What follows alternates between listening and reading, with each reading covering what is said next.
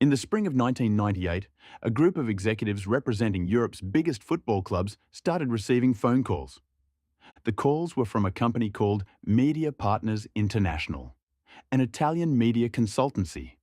And what they were offering in those phone calls was a complete restructuring of European football, a new competition, guaranteed entry for the top clubs, regardless of domestic league performance, guaranteed broadcast revenues that dwarfed anything UEFA was offering, a closed, elite, self-sustaining league. 14 clubs said yes before UEFA found out. What UEFA did next, in the following 72 hours, is one of the least reported but most consequential decisions in the history of football. They didn't call the police. They didn't issue warnings. They didn't threaten bans. They called an emergency meeting and restructured the Champions League. They created what we now recognise as the modern Champions League. More group stage matches, more guaranteed games, massively increased prize money. Specifically, urgently, and entirely in response to a breakaway threat that the public never heard about. On April 18, 2021, 12 clubs announced the European Super League. The world reacted with outrage. Fans protested. Politicians spoke in Parliament. Players issued statements. Within 48 hours, the project collapsed. The world called it a sudden shock, a bolt from nowhere. It wasn't. What happened in April 2021 was the fifth act of a story that began in 1955 and has never actually ended. A story about who owns European football, who profits from it, and how close the game has come, over and over again, to being reorganized in ways that would have made the 2021 announcement look modest by comparison. UEFA has been paying off the Super League for 70 years. This is the full story of how. To understand the Super League story, you need to understand one foundational truth about European football that most fans never fully reckon with. The big clubs have always believed that they subsidize the small ones. This isn't simply arrogance, although arrogance is part of it. It's a financial argument with real substance. Real Madrid's home games attract more viewers than most entire domestic leagues. Bayern Munich's brand is worth more than the combined commercial value of the bottom half of the Bundesliga. Manchester United's global fan base numbers in the hundreds of millions. People in Jakarta and Sao Paulo and Lagos who will never attend a game, but who watch, buy shirts, and generate advertising revenue. These clubs have always known that without them, the television deals collapse. The broadcasters walk. The money stops. And yet, under UEFA's model, they are required to compete in domestic leagues against clubs a fraction of their size, in competitions that can eliminate them in a single bad night. Juventus can spend €500 million on players and be knocked out of the Champions League in the last 16 by a Portuguese side that couldn't afford half a left-back. From a purely commercial standpoint, this is irrational. The big clubs want guaranteed access, guaranteed income, guaranteed relevance. They have wanted these things since almost the moment the European Cup began in 1955. And the history of European football, properly understood, is largely the history of UEFA trying to give them just enough to stop them from leaving. The question has never been whether the big clubs wanted a Super League. They always did. The question has always been, how much does it cost to stop them? The first time the Super League threat became concrete and specific enough to require a serious response was 1988. The man behind it was Silvio Berlusconi. If you know Berlusconi only as the controversial Italian Prime Minister, you're missing half the story. In football terms, Berlusconi was the man who did to AC Milan in the 1980s what Roman Abramovich later did to Chelsea. Arrived with enormous wealth from outside the sport, spent lavishly, and transformed a club into a genuine global superpower. His AC Milan won the European Cup in 1989 and 1990. They were the dominant club on the continent.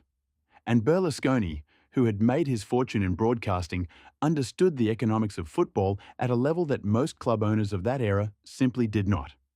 He understood that football's revenue model was broken, that a small number of clubs, his among them, were generating the vast majority of the sport's commercial value, while the prize money and broadcast revenues were distributed in a way that bore no relationship to that reality.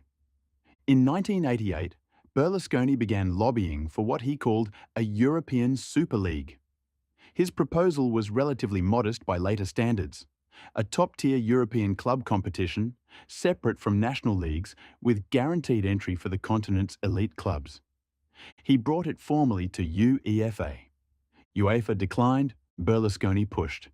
UEFA offered modest concessions: adjustments to European competition formats, slightly improved revenue distributions. Berlusconi accepted for now. The immediate threat passed. But the proposal had been made. The argument had been had.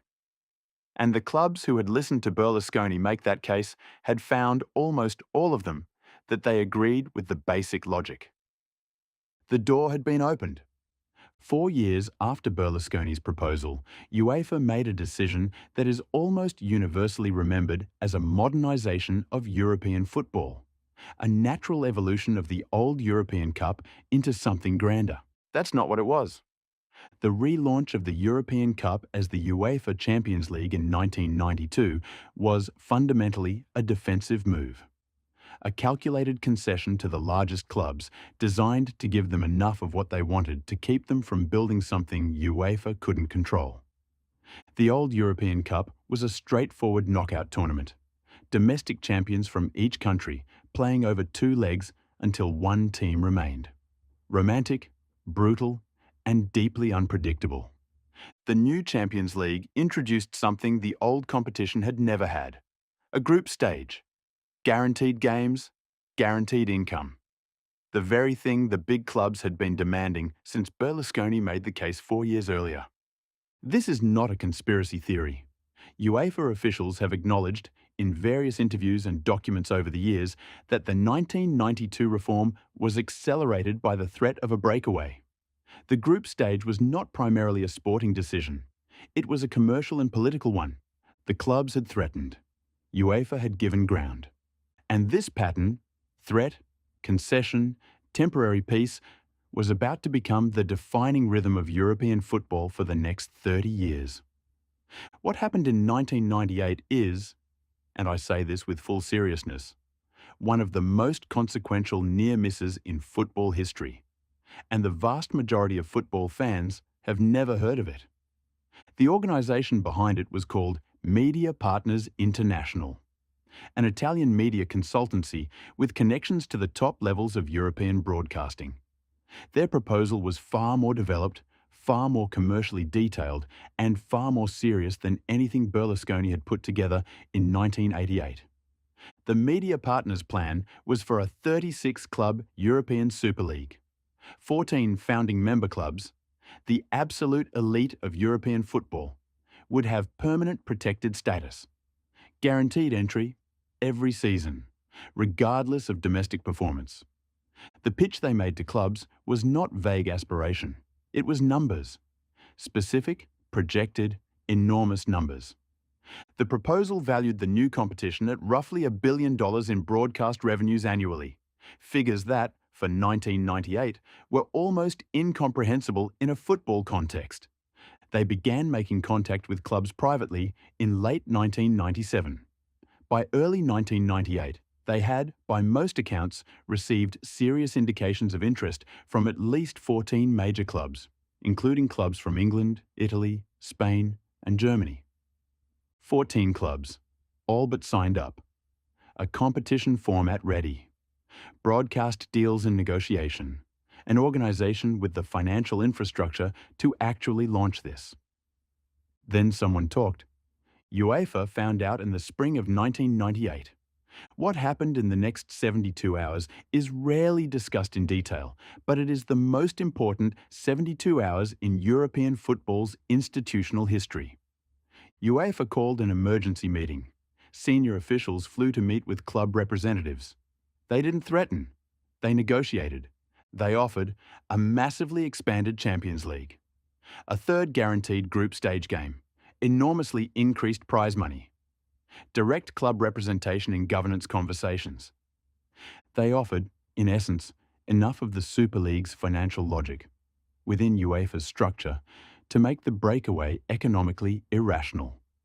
One by one, the 14 clubs stepped back. Media Partners' Super League collapsed before it was ever publicly announced. And then UEFA relaunched the Champions League in 1999 in a format dramatically expanded from what had existed before. The group stage was deepened. The number of clubs from the biggest leagues was increased. The prize money ballooned. Every single one of these changes came directly from what UEFA had promised the clubs to stop them leaving. The 1998 crisis was never announced. There was no press conference about the near collapse of European football. The clubs kept quiet because they had got what they wanted. UEFA kept quiet because they had successfully managed the threat.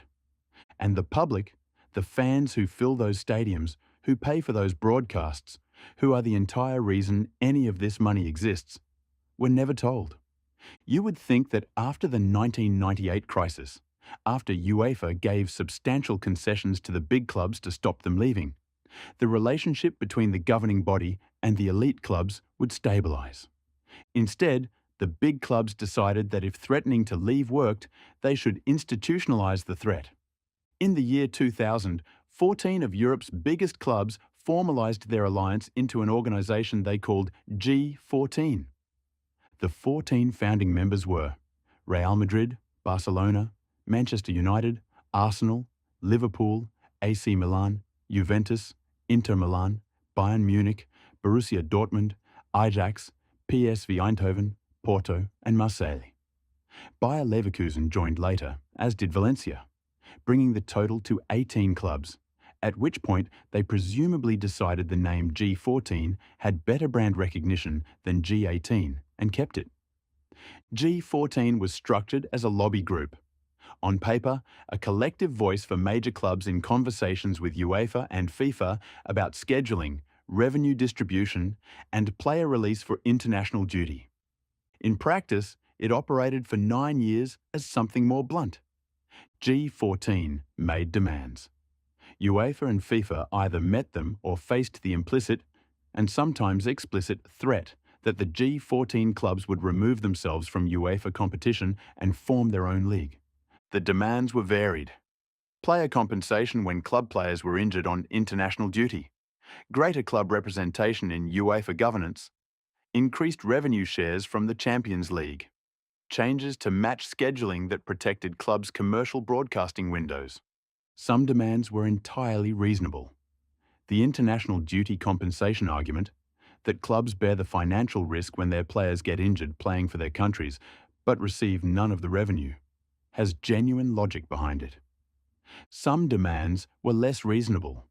There was a period in the mid-2000s when G14's ambitions extended to directly influencing the selection of national team coaches and the scheduling of international competitions. Matters that, under any sensible governance model, have nothing to do with club owners. UEFA's response to G14 throughout this period was consistent: irritation publicly, concessions privately. Every major Champions League reform between 2000 and 2009 has the fingerprints of G14 pressure on it. The number of automatic Champions League places for clubs from the Big Five leagues, England, Spain, Germany, Italy, France, increased. The runner-up spots, then the third and fourth place finishes in those leagues, were gradually guaranteed entry into the Champions League proper or its qualifying rounds. Prize money continued to escalate. UEFA was, in the technical sense of the phrase, paying protection money. In December 2008, G14 formally disbanded. They negotiated a final deal with UEFA and FIFA that included a formal player compensation fund, increased club representation in governance through a new body called the European Club Association, and further improvements to revenue distribution. The ECA, the European Club Association, replaced G14 as the official representative body of Europe's major clubs. It was larger, more formally integrated into UEFA structures, and ostensibly more cooperative. It was also, in the view of many observers, exactly what G14 had always really wanted: a seat at the table with actual decision-making influence, rather than a lobby group pressing its face against the window. UEFA declared the dissolution of G14 a victory for football's governance. The clubs declared it a victory for the clubs. Both were right. After G14 dissolved and the ECA was formed, the narrative became the big clubs had found their voice within the system, the Super League threat had been managed, and European football could get on with the business of being enormously profitable for everyone involved. That narrative was wrong.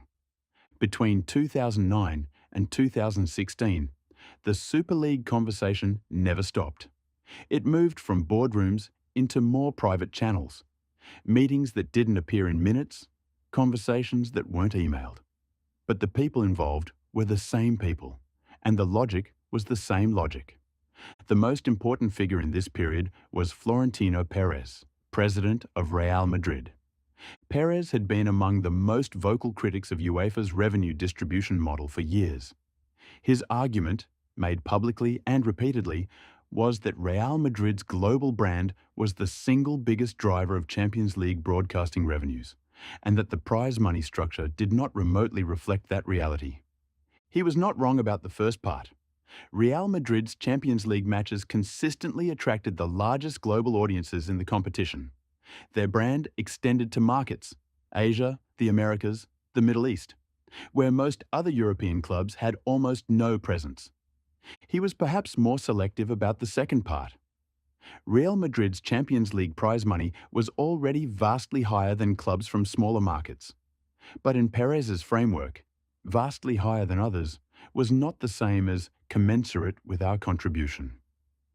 Behind the scenes throughout this period, Perez and Juventus president Andrea Agnelli, who had become co-architects of the Super League project, were in regular contact with other major clubs and with potential broadcast and financial partners. In 2016, the first serious post-G14 Super League planning documents began circulating in private. Detailed, formatted, not conceptual outlines, but operational frameworks.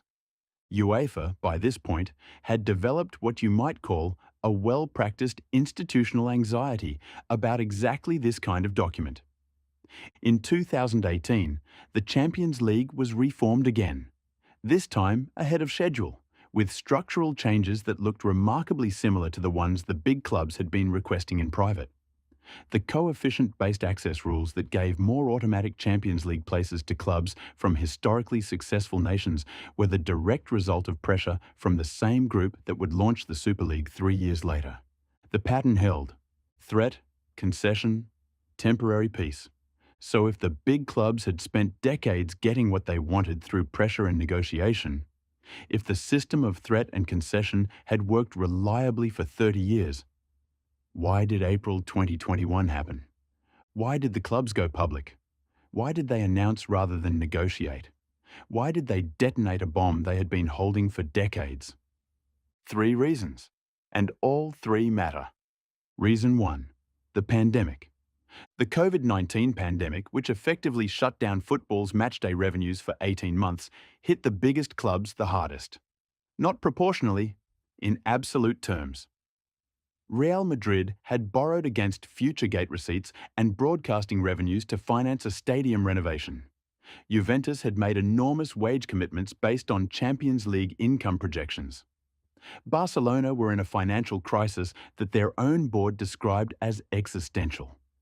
The clubs needed the Super League's promised revenues, reportedly 12 to 15 billion euros in JP Morgan financing alone, not as a long-term restructuring ambition, but as a near-term financial rescue.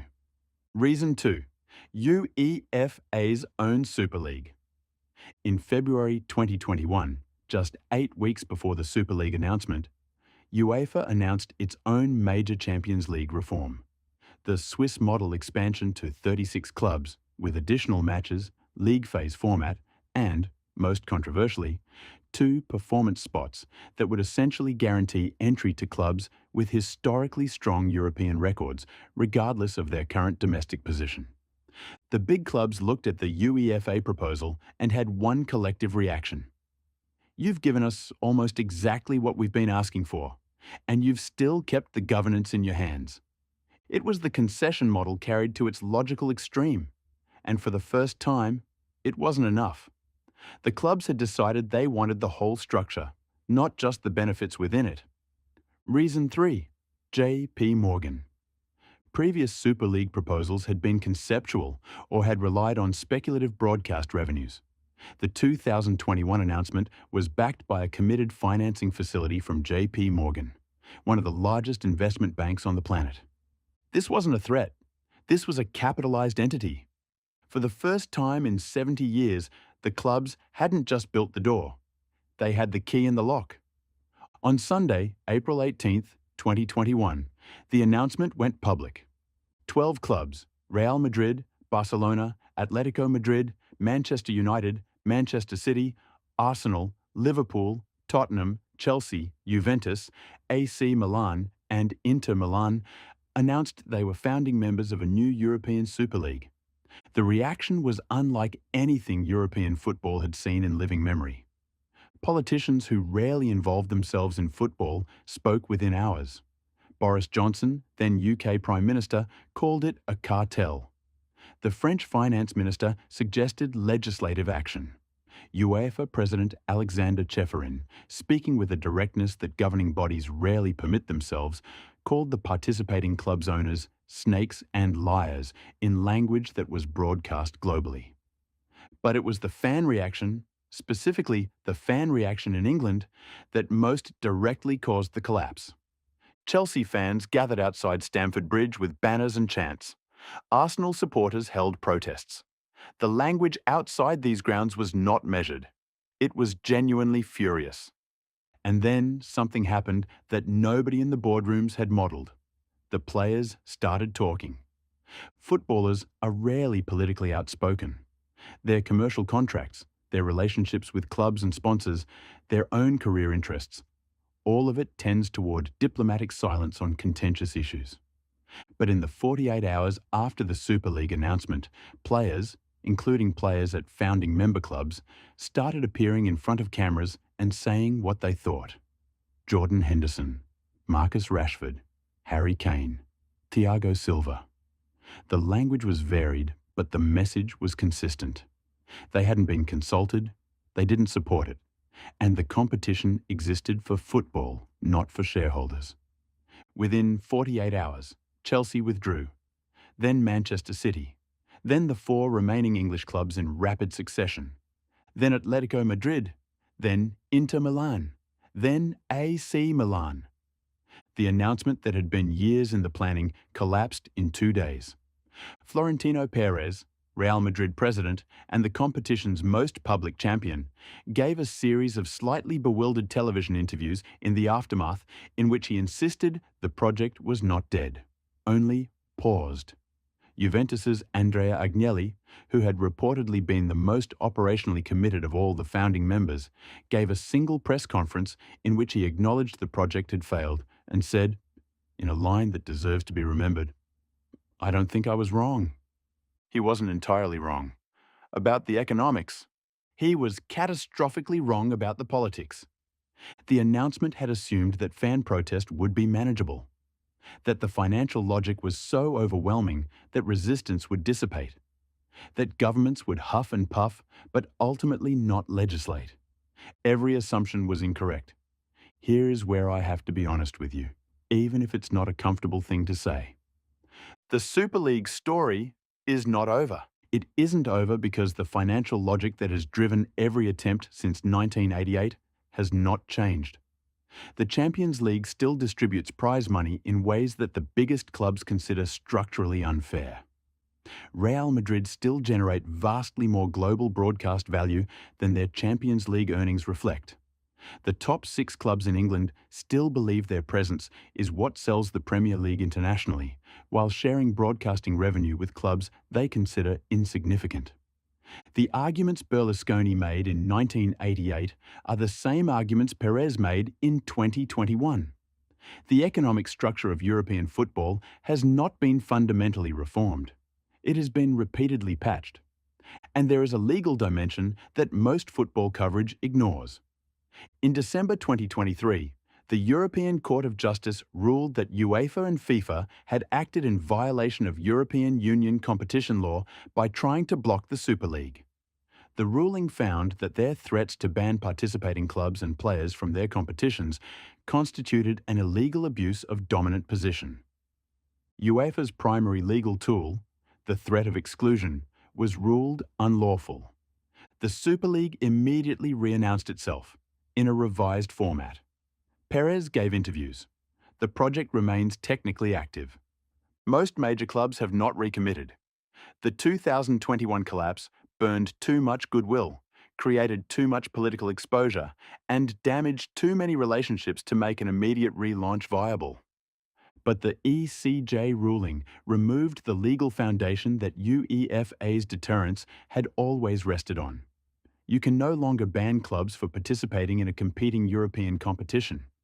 What you can do is hope the clubs remain convinced that what UEFA offers, prestige, legitimacy, the accumulated cultural weight of a competition that has existed since 1955, is worth more than the additional revenue a Super League might generate.